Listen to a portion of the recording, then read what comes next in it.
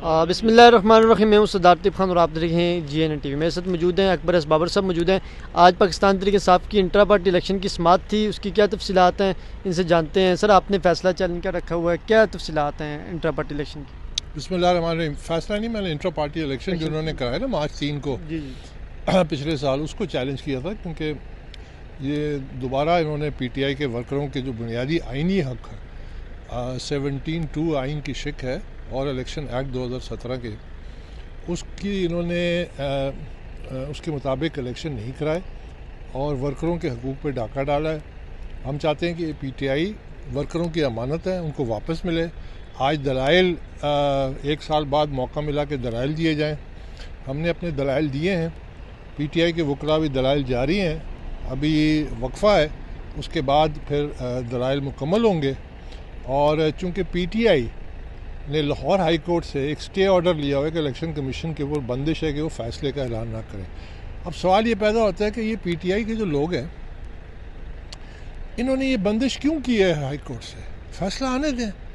یہ کیا چاہتے ہیں؟ یہ چاہتے ہیں کہ پی ٹی آئی پہ پابندی لگ جائے.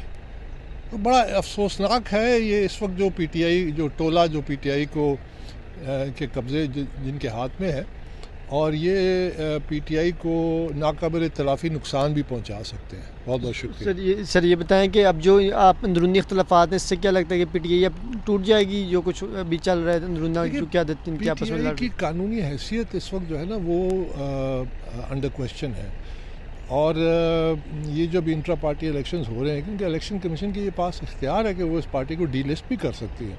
اب بار بار وہی کرتے ہیں, بار بار غلط الیکشن کراتے ہیں, اپنے آئین کو فالو نہیں کرتے.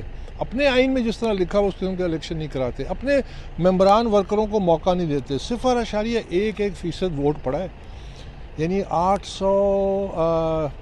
940 ووٹ پڑا ہے 8.5 لاکھ ممبرز کا.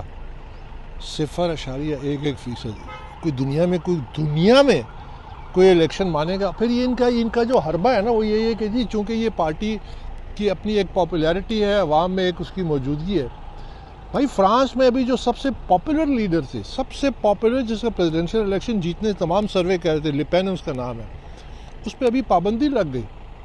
اس کے ساتھ اس کے ساتھیوں کی کہ انہوں نے 4.5 یورو کی غیر قانونی فنڈنگ ہوئی.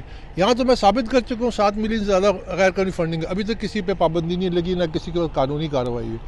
رومینیا یورپین یونین کا ممبر ہے, نیٹو کا ممبر ہے, اس پہ ایک انٹیلیجنس کی رپورٹ آئی کہ جی ان کا جو الیکشن ہو رہے تھے اس میں روس سوشل میڈیا کے ذریعے الیکشن کے نتائج کو متاثر کر رہا تھا. انہوں نے الیکشن ختم کر دیے. پاپولر ترین 2 جو لیڈرز تھے ان پہ پابندی لگا دی. فرانس میں بھی یہی کیا. اور وہاں پہ فرانس میں یعنی جو کتنی پرانی جمہوریت ہے اس میں 1 سال لگے گا ان کی اپیل سنتے. یہ دنیا میں ممالک جو ہیں ان چیزوں کو سنجیدہ لیتے ہیں. تو یہ لوگ چاہتے ہیں کہ بس پارٹی ان کے قبضے میں ہے, جس طرح مرضی چاہیں, اور اپنی ایک بندر بانٹ بنائی ہوئی ہے, پارٹی کے فنڈز پہ قابض ہے. میں نے آج سارے دلائل دیے, قانونی وہ دیے کہ یہ پی ٹی آئی کے فنڈز استعمال ہی نہیں کر سکتے, یہ غیر قانونی ہے. سر آئینی طور پر کیا برسٹر کو اس وقت چیئرمین ہیں یا نہیں؟ ہرگز نہیں, چیئرمین نہیں ہے. کوئی عہدیدار جو ہے اس کی کوئی قانونی حیثیت نہیں ہے. قانونی حیثیت کوئی نہیں ہے. اور جو پی ٹی آئی کا آئین کہتا ہے کہ جو پارٹی کا سیکرٹری جنرل ہو, اب سیکرٹری جنرل ہے ہی نہیں اس وقت قانونی طور پہ. پہلا جو نہیں تھا وہ بھی نہیں تھا, دوسرا انہوں نے نامزد کر دیا, کوئی نامزدگی ہے ہی نہیں آئین میں, آپ الیکٹڈ ہونے چاہیے. تو وہ جو ہے فائنانس سیکرٹری اور فائنانس بورڈ کی تشکیل کرتا ہے, وہ پھر پی ٹی آئی کے اکاؤنٹس کو چلاتے ہیں. تو جب وہ جس نے تشکیل کرنی ہے وہ خود ہی غیر قانونی ہے, تو اس کی تشکیل شدہ فائنانس بورڈ کیسے قانونی ہو گیا؟ وہ کس قانون کے تحت یہ پی ٹی آئی کے فنڈز پہ دسترس ہے ان کی؟ سر لوگ کہتے ہیں کہ آپ مخالفین سے پیسہ لے کے پی ٹی آئی کو اس طرح بدنام کر رہے ہیں, اس پر کتنی صداقت ہے؟ وہ آپ دکھائے نا میری 15 سال پرانی گاڑی, اور میرے حالات تو نہیں بدلے, ان کے حالات بدل گئے. ان کے حالات بدل گئے ہیں. میں جانتا ہوں جو پشاور سے اسلام آباد تک ویگن میں آتے تھے, آج لینڈ کروزروں میں پھرتے ہیں 8 کروڑ کی.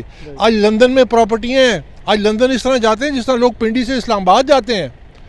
تو ان کے حالات دیکھیں, میرے حالات دیکھیں. میں اپنے آپ کو اوپن کہتا ہوں کہ آ جائیں, میرے تمام فائنینشیل اکاؤنٹ سب میں ان کے سامنے رکھتا ہوں, یہ اپنے رکھیں نا. اگر یہ فیصلہ آپ کے حق میں آتا ہے, ممکنہ نظر بھی آ رہا ہے کہ آپ کے حق میں آئے گا الیکشن کمیشن کا, تو پی ٹی آئی کیا آپ کے پاس واپس آ جائے گی؟ مجھے پی ٹی آئی کا ذاتی طور پہ اپنا کوئی اختیار کی بات نہیں ہے. ہم کہہ رہے ہیں کہ پی ٹی آئی میں شفاف انٹرا پارٹی الیکشن کرائیں. ہم نے اس کے لیے ایک رائے بھی دی ہے الیکشن کمیشن میں. آج انہوں نے کہا کہ اس کے لیے ایک الگ درخواست بھی دے دیں, جس میں ہم نے کہا ہے کہ جی فاؤنڈنگ چیئرمین اور ہم اپنے وکلاء کے ذریعے بیٹھ کے ایک انٹرا پارٹی الیکشن کا شفاف طریقہ کار طے کرتے ہیں, الیکشن کراتے ہیں, چاہے 1 سال لگے 2 سال لگے, تاکہ اس کی قانونی حیثیت بحال ہو.